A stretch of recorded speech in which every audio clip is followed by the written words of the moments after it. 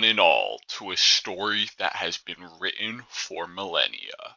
A story about a man so cruel and callous that he would threaten to torture a starving man just to send a message. A man so depraved that he wouldn't hesitate to shoot his own teammates if they made the wrong decision in the heat of battle. A man so, well, let me not get ahead of myself, as this story starts with 4 different people: the great warrior, the grand mage, the boy genius, and the gunman himself.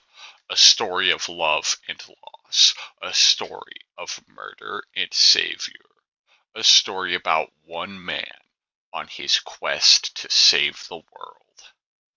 These are the tales from the Foundation.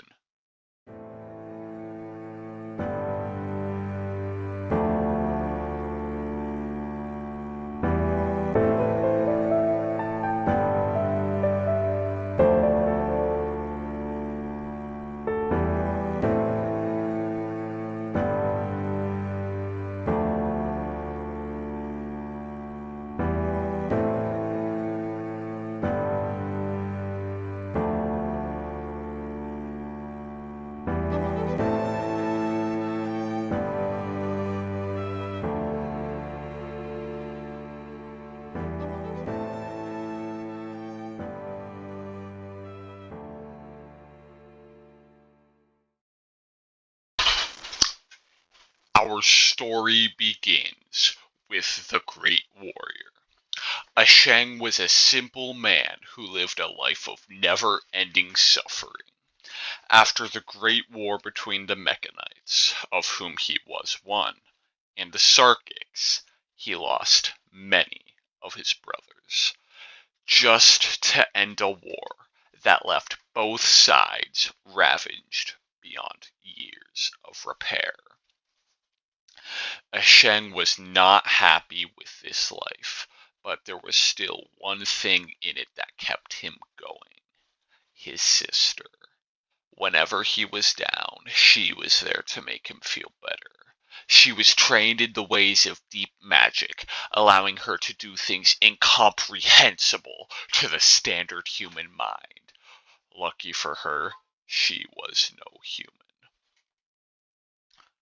Rather, she was cyborg, along with the Great Warrior and everyone they knew. Their whole life they had spent as cyborgs, and the rest of it they would continue in this path. Unknown to her, though, that end was coming sooner than she'd like. After a busy day, the Great Warrior and his sister were beat. That's when they heard the alarm. Over the radio, there was an alarm that none heard, but all feared. It was the sound of a Code Scarlet. Knowing what a Code Scarlet was, Asheng took up his chainsword and his sister took up her spells, and they headed into battle against the Scarlet King's forces. As they entered into battle, Great Warrior Asheng made note of the fact that not only were the Mechanites here, but alongside them was the Sarkics, the SCP Foundation, the Global Occult Coalition, and even the Chaos Insurgency. Asheng sliced through horde after horde of the Scarlet King's forces, but from the sky was an irreparable crack that was only growing bigger. As though it was a hole in skin, the tear in the sky was bleeding. But not the blood of you and I. This blood was the blood of the Scarlet King himself.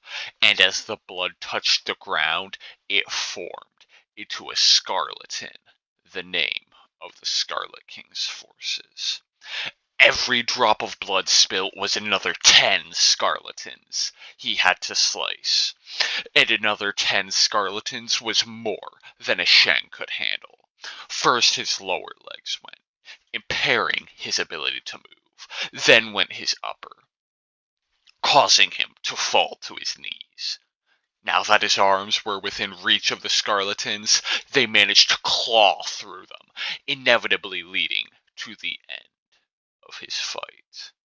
Lying on the ground, Ashing watched his sister get slowly overrun by the Scarletons he was no longer protecting her from.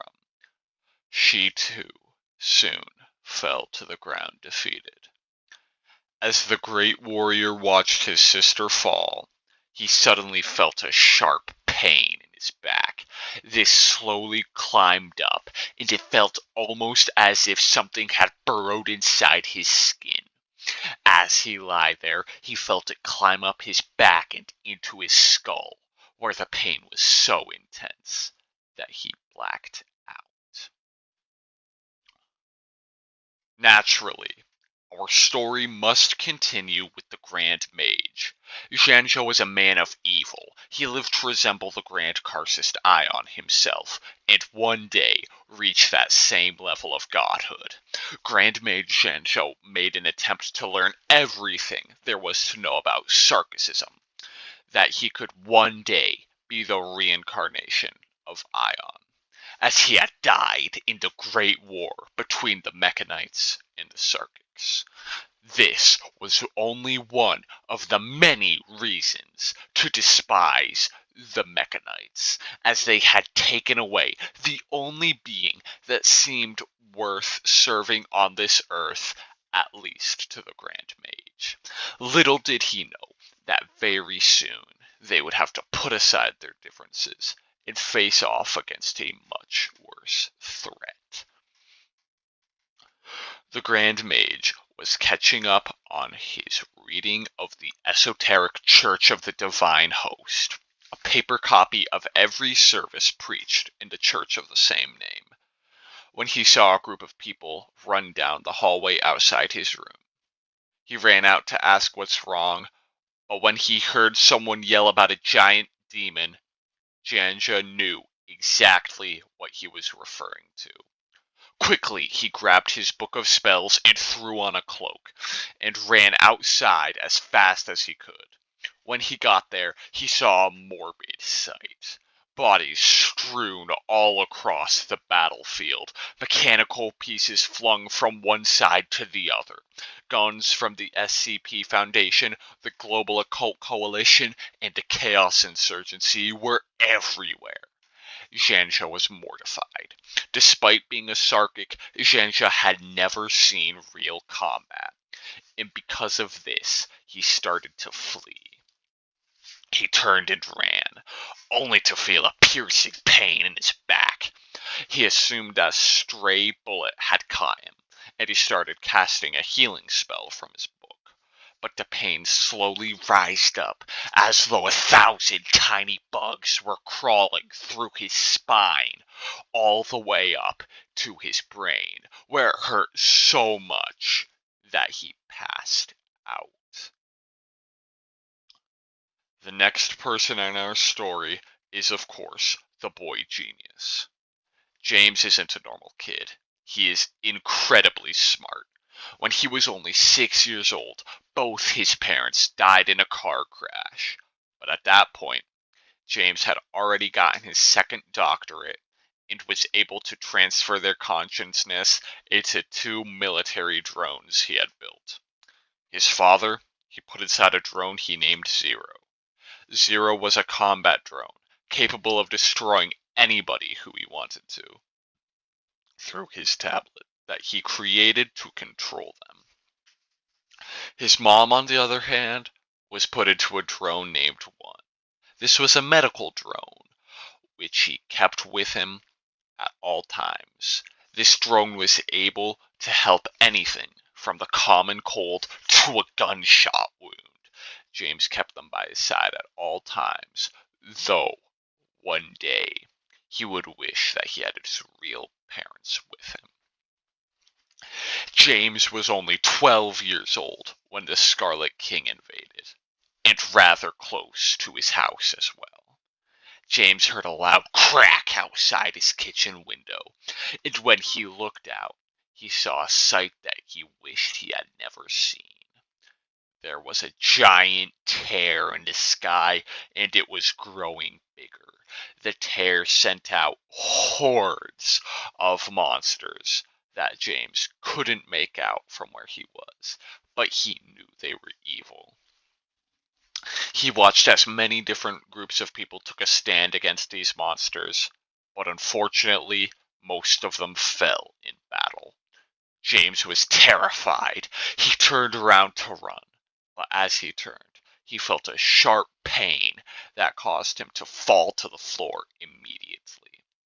It felt as though someone had taken a hunting knife and stabbed it into his heart and slowly moved it up into his brain until everything went dark. And of course, to finish off our story, we must discuss the man who brought us all here to begin with. This man's name strikes fear into the heart of Chaos and Scarletin alike. This man's name is the forebringing of death. A man who doesn't fear this man may be considered bold by many, but by the actual brave, he is considered a fool. Any man with a mind worth 2 pennies would know. Once you hear his name, you won't live to see the night. You might not even know he knows you exist until it's too late. I assure you, though, if you know him, he knows you better. A man who, once he is given a mission, will stop at nothing to complete it. A man whose power is only rivaled by the administrator himself.